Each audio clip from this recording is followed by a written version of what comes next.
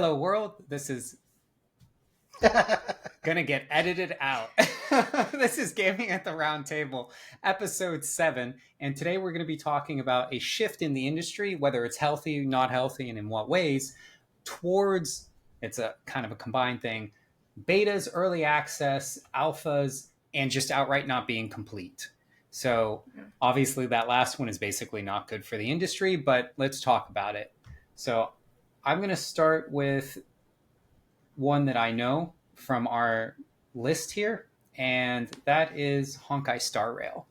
Honkai Star Rail is a gacha game that came out from the makers of Genshin Impact, and they kind of hyped it up, and it was good. So I'll get that out of the gate. And one of the things they offered was an early access beta that you had to sign up for. And in order to gain access, you had to agree to basically be one of their employees, one of their testers. They sent a form and they said, here's a list of things that you're going to have to do. And we're going to ask you to do other things. And if you don't do them in X amount of time, you get kicked out of the beta or you're not invited to the next one. So it was very much like an internship vibe. It was very obligatory, but I think it really helped the game get to a polished enough state that when it released, it was much better than it would have been if not for that phase. I participated, I did the tasks just like an unpaid minion would, and I enjoyed it. I loved it. And I think the game was better for it. I know that Hades 2 is currently doing that, and it's no surprise. I love the developers of Hades, Supergiant Games, and it's working for them really well. So I do think there are times where it's very healthy for the industry and it's healthy for the consumers, but I think it needs to be a symbiotic relationship. Now, question. You did what is that called? The pre-trial thing, right? Yeah. Did you get any in-game rewards for doing that? Or was it literally just be our puppet, do what we want you to do? Yes and yes. So had I not completed the tasking, I'm pretty sure I would have been disqualified from the rewards. But they did incentivize. They rewarded me with in gotcha gaming a 10 pull, which was fantastic, right? Because that Yeah. cost normal money and I got it for free. Now, was it free? No, I worked for it. But it was nice that they at least compensated me upon official release and not just, well, you got to play the game, there's your reward. So I think they handled it really well, especially for a gotcha game where the companies tend to be very predatory. I was Mm. pleasantly surprised with how they handled their betas and rewarding the testers, the free testers. Yeah. Yeah. I feel like they kind of take advantage of this, but at the same time, not, right? Like you're giving a free currency, like it's a currency that doesn't exist, right? Yeah. So they're paying people with fake money, essentially. And they're able to get all of these testers. Who knows how many they're hiring, right? Like hiring. Which allows more people to put their eyes on the game and actually be able to help them fix their problems, which is a great thing. But like also they're not paying. Yeah, I'll take that double-edged blade right here. The industry is moving towards this. Games are not finished on purpose. Yeah. I think we can all agree on that. Now, whether it's healthy or not, it's really kind of where the gray area begins. And I'm going to use the same example on the other side of the spectrum. I think it was unhealthy because here's a game, a gotcha game, by default is a live service game. It is not finished upon release. That's how they keep you interested. They release new areas, new content, new playable characters, and you pay for it. And that's how they keep you hooked. But if that's your model upon official release, it makes it that much more predatory that they get free testers before release when it's already going to be an unfinished game on release, even if they get all the feedback in the world, right? When you think about that though, could that be the reason why their games tend to be better? Like let's throw out another game, right? We had what? Cyberpunk 2077. Okay. That game got pushed back so many times, Mm-hmm. right? Development hell. And I don't know what their early access was like. I would have to look into that. Mm-hmm. But that's a whole game that they were making and trying to release. And there was just issues out the hoo ha. Yet you have games that do these small packets of releases, meaning they could focus on those small packets and really put their work, time, effort into it, have people test that small thing, which is reasonably playable. Like I could do a patch in, Honkai Star Rail or Genshin Impact or any of those games in a couple of days. If I Unhealthily so. Yeah, if I sat down and This is and really played it, but like when you look at the playtime for those patches, if you will, they're not very long right. in the grand scheme. Like, I'm pretty sure Cyberpunk 2077 was a lot bigger playtime wise than one little patch from one of these gotcha games. Well, it was So more of like, a rehaul, not necessarily a patch. yeah. So Yeah, like, and it's a different game model, right? So I yeah. think what you're kind of saying behind the scenes here is that how healthy it is for the industry, similar to our last topic, seems to be affected by the genre of the game. Yeah. If it's an MMO, if it's a gotcha, if it's any of these by de facto, sorry, I've had a long day. If it's a game that by definition needs to be live service, then of course I they think that kind have. of takes it out of the argument then. If you take that category and say, well, it's supposed to come out with certain things not fully fleshed out, I guess is the best way to put it. But I'm looking at an article and it's from GameIndustry.biz, and its title is literally Early Access Popularity Growing, but about only 25% have released as full game. So that's kind of daunting to look at, and I can see how in some cases where it's a benefit to them.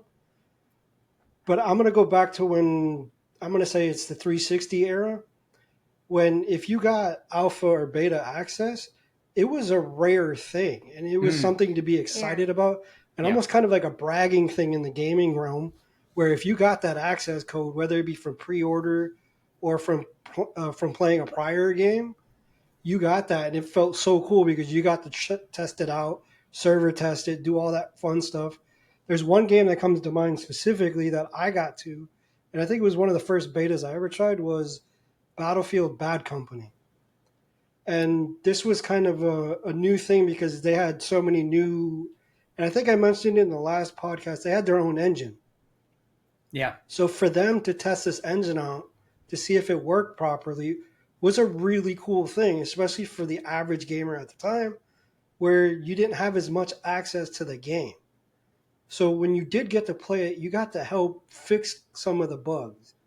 But I think at the current rate that things are going at, and again, depending on the title or the type of the game, I think these betas aren't necessarily what they're supposed to be doing, as far as like Crystal said, being testers of the game. And like, Mm.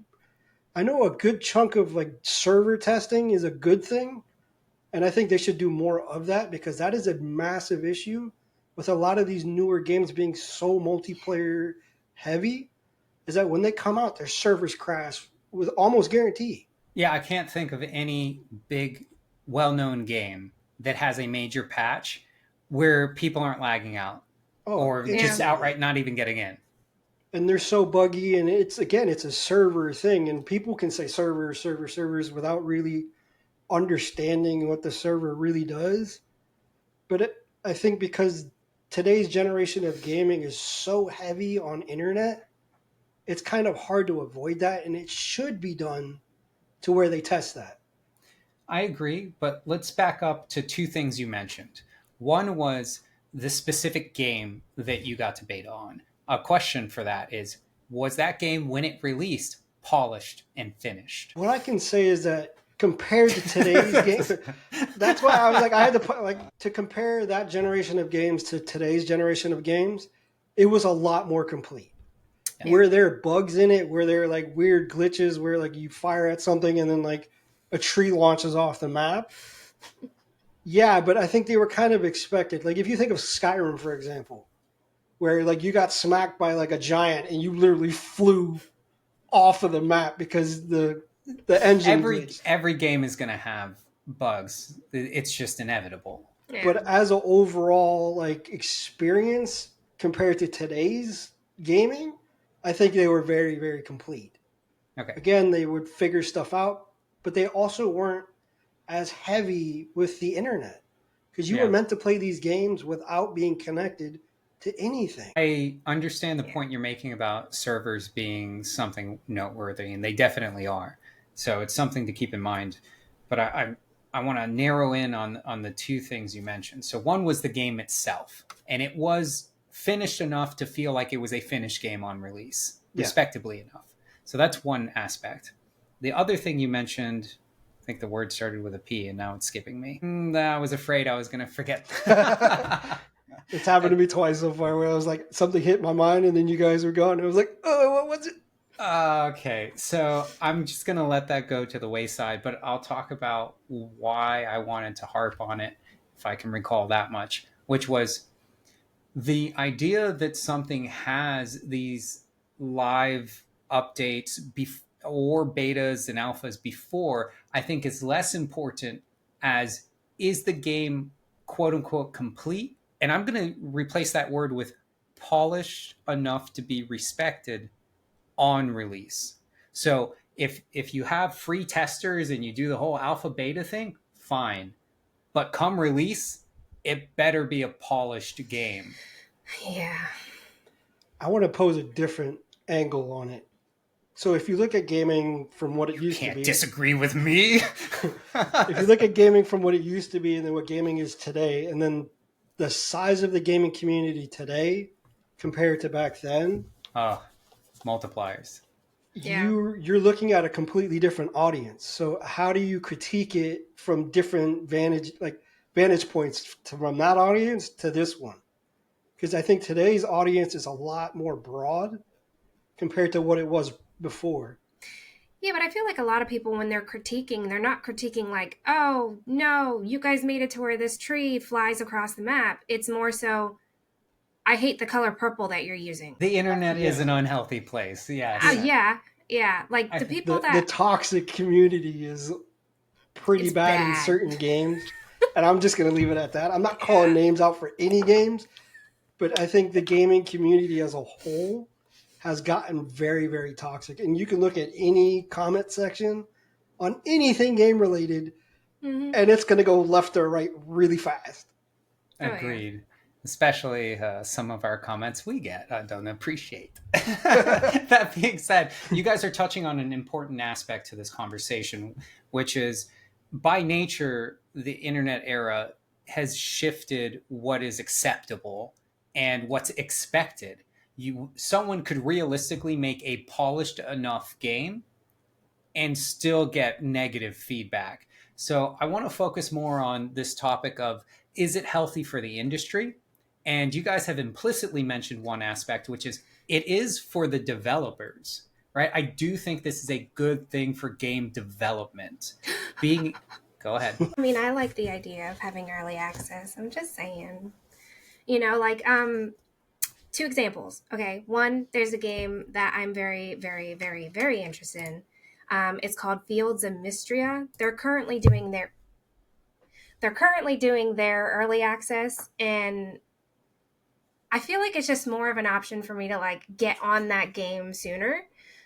So another one you and I mentioned, Maverick, earlier to each other, not in here, but was Haunted Chocolatier. If Yeah. I got the chance to play that early, I would be so excited. But something Haunted I wanted to bring up. Chocolatier is the one that's made by the same person that made. Oh my god, Stardew Valley. Yes, Stardew Valley. A Concerned Ape. It's made by Yes. Concerned Ape. I didn't want to say his name as if everyone's going to just know that, right? I wanted to Yeah. say the game, and I knew neither. But I also wanted to mention, since I used to work at GameStop, do you guys remember the days when you would get super excited to pre-order a game at GameStop and get the printout on your receipt of a code so Yes, you could get because early they access? always came Yep. with something. Yeah. Yeah. Like, I miss those days when you would be excited to play the game and it was playing the full game early. It wasn't like, oh, here's a demo. Let us know what you Mhm. think. Like, no, it was really early access. I'm biting my lip here. That brings.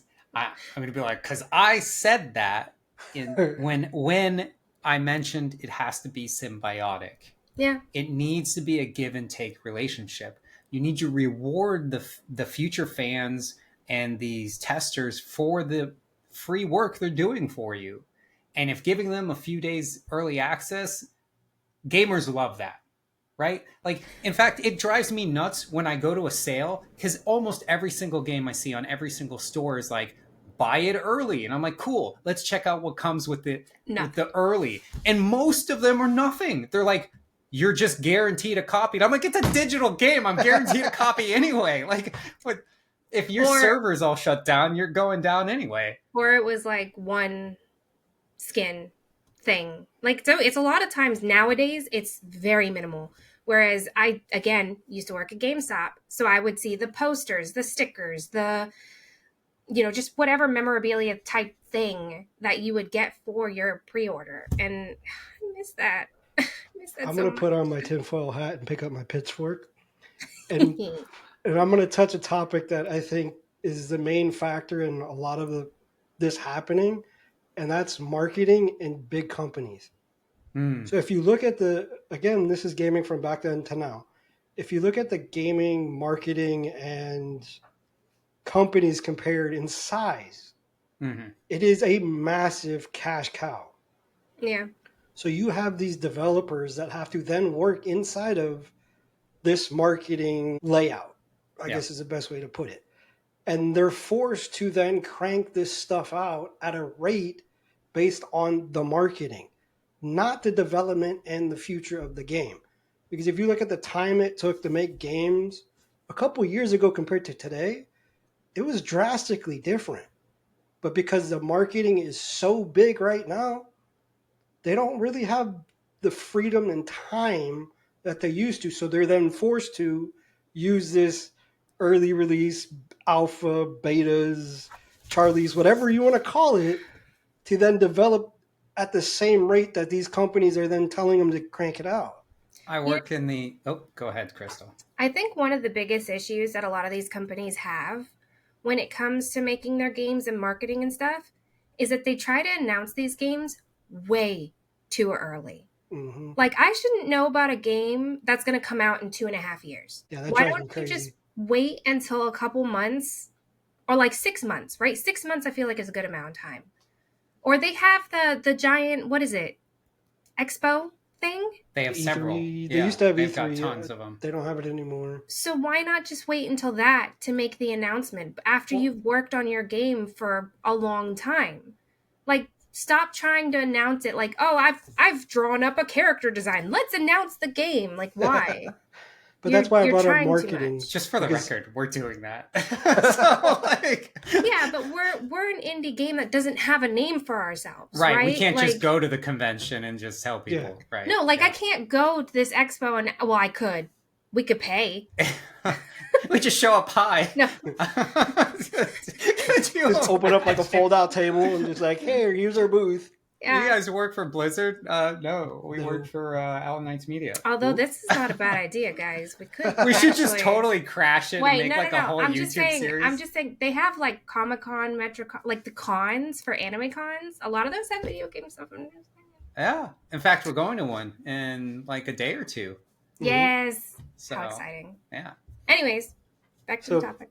Yeah, when you look at the marketing for gaming now, in comparison to, say, movies, it was completely night and day if you tried to compare those two, I'd say, 5-10 years ago? 10, yeah. Yeah. 10 being more drastic, 5, it was starting to really turn. Because if you look at mainstream anything, you have game IPs in it. Whereas back then, it was a rare thing. And when you saw a commercial for a game, it was kind of exciting because it wasn't as common. It wasn't like watching a TV trailer or a movie trailer. Yeah. Now you look at all three of those mediums, and they're pretty much on the same level. I feel like I distinctly recall when I was younger seeing commercials on TV for video games. Yeah, but they were only the most widely popular game And companies. when would you True. see somebody AAA. that was considered, I'm going to say, famous in those commercials?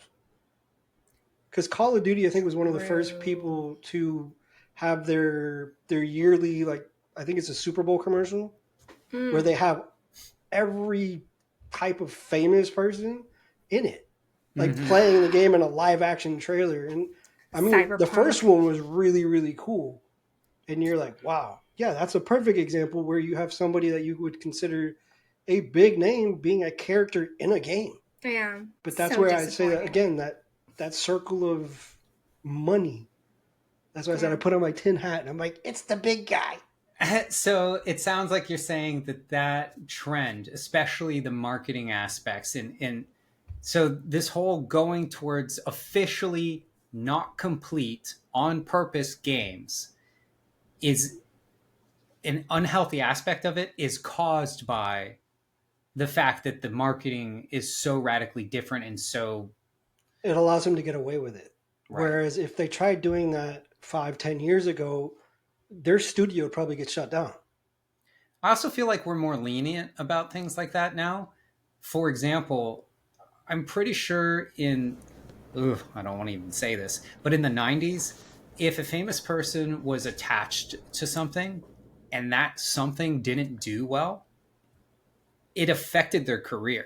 Hmm. And so they were very selective about the things that they would endorse. And then if they weren't selective, they'd get a pretty bad reputation like, oh, they're in every commercial. Like, forget it. It kind of like Nick Cage in his movies, right? I happen to like Nick Cage and a lot of his movies, but like, let's be Yeah. real. The dude works because he likes working, apparently. You know, that if you had that reputation, if I saw like an athlete on a commercial for like a sugary cereal, no one would take it seriously anyway. They're like, yeah, I'm sure you eat Cocoa Puffs, dude. Like, sure. Lucky Charms or whatever it is. I'm gonna get sidetracked. Let's back up a little bit to this notion of healthy and unhealthy and early access betas in live service. So we have this huge list, but I'd like to talk about a game that has, if we can think of one, on good or bad, healthy or unhealthy, where it is purposefully not finished on release. You mean like a gotcha game? So those are by nature, right? Let's see. A really famous, oh no, it's skipping me now. There's this space game that has garnered obscene amount. Starfield. I Is believe it it's Starfield? Starfield. All right, let's look this up real quick. We can edit out any silence that happens, but this is like, I Well, while you're think, looking it up, I'll yeah. touch on the the IP that I brought up earlier being Battlefield Hmm. Bad Company, and then you go to the current Battlefield of 2042. And I'm a huge fan of the Battlefield series. I think I've played almost all of them since the original ones on PC, because back then you could play with 60 people in a lobby, and that was absolutely unheard of Wow. inside of gaming. The only way that you could do it was through PC. And then it started switching over to console, which is where the Bad Company series and they started picking up their stuff. And then they had Battlefield 1 and a couple other ones. Which, so when I saw the preview for Battlefield 2040, I think my personal thing was it was a little too futuristic for me, Hmm. but I wasn't like adamantly against it. But when it came out, I remember trying to play it and it just being so glitchy and buggy that I couldn't play the game. And they tried their usual like huge like battle 40 on one side, 40 on the other, but it was just it couldn't handle it. Do you know if that game had any form of early access or I'm pretty beta or sure it anything? did, but I remember because I didn't like the that's why I mentioned it didn't look overly appealing to me, so I wasn't really trying to play or pay attention to anything pre-release. Right. Whereas with I think Battlefield 1 and there was I think one other in between, I played the early stuff for that because it showed me like this is kind of their same thing, just updated. So I like it. Yeah. But the newer one, it has a strong following, and I think the grandpa that plays, I'm trying to remember his name, but he plays that and he does pretty well as far as streaming. But as far as the game compared to its older predecessors, it's night and day. See, this is where I feel like Maverick's point solidifies even more, right? Like if you have, I don't know if that game did, we don't know. But if you have open beta or you have early access, by the time the game releases, it should be in significantly better condition. And now I get it. Like Maverick said earlier, there will be bugs. But if the game is so buggy by the time it comes out, you were rushing for that deadline a little too hard. You know, I can understand a pushback. Again, maybe don't announce your game until it's ready to come out. Marketing. I'm just saying. I can totally see someone making a TikTok out of you saying that and us announcing our game. Oh my gosh. I'm like really worried about that. So I did come up with a few examples, not the one I was thinking of, but I basically just did a quick Google for best live service games ranked. One of the ones that popped up that's very famous is League of Legends. That is a live service game. It is meant to go Still through going. cycles. Exactly. Diablo series, like 3 and 4, are live service by nature. They have seasons. Almost every first-person shooter that's big right now is live service by nature. And on Overwatch? Yeah, because it has seasons, right? Pretty sure. It's Yeah, I supposed think to so. have me. I don't know. I don't play Overwatch because it's trash. But like, No, it's not. You're just trash. I've never actually played it. It's just kidding. I have. Fortnite, of course, we've talked about many times, but it's a really good example of a live service game and that was designed to be. Call of Duty Modern Warfare live service game. A lot of the FPS ones are going to be that way. I actually don't play the Grand Theft Auto games, but apparently Grand Theft Auto Online is highly ranked, but a live service. And since the name online is in there, then I have to imagine that it was intended to be that way on release, right? So the idea of live service, I would argue most long-standing games, and let me define that real quick, a game that stays popular and talked about for more than 2 months, I'm going to say is a long-standing game. All of those that I can think of, not all of them, most are live service games. Some are just phenomenal games. Like they come out with a game, it's single player RPG, and somehow they just make that unicorn and it works. And I love those games. But most of the games that your friends are going to be able to talk to you about, your non-gaming friends, live service. Once Human, I think, is what you're saying, except it hasn't been out for longer than 2 months. Not yet. So in a couple podcasts, we can be like, yeah, that one. I've never played the final, so I don't know about that one. Helldivers 2, for all the drama they had, it was intended to be a live service game. And in my opinion, when it came out, it was polished enough to be considered a legitimate, good game. It had server issues, like every game. But other than the server issues, like the game itself. Yeah, it was pretty polished. I don't think I ever had any glitches. And I could say Diablo's in that same boat, minus server issues. Right. I feel like server issues are just a given at this point. Unfortunately, yes. And I would say that, so in terms of live service, I think it's healthy, especially when it's not gacha games and not pay to win cash shops. And I would say that betas and alphas are healthy when they're symbiotic and they reward your participation in commensurate means. What other aspect did we already touch on? I don't know. I skipped my mind here. Someone else. Or, hear me out, it's the end of the episode. Yeah, where are we? Mm-hmm. Ooh, I'm choking on my words. This one went by quick. This is what happens when you work 2 jobs and it's podcast time. Sorry. Okay, let me collect so you can edit out my rambling. I will not. This has been another episode of Gaming at the Round Table with Owl Knights Media. Thank you for listening. I'm Maverick with JoJo and Crystal, and we'll see you in the next one. Bye. See ya.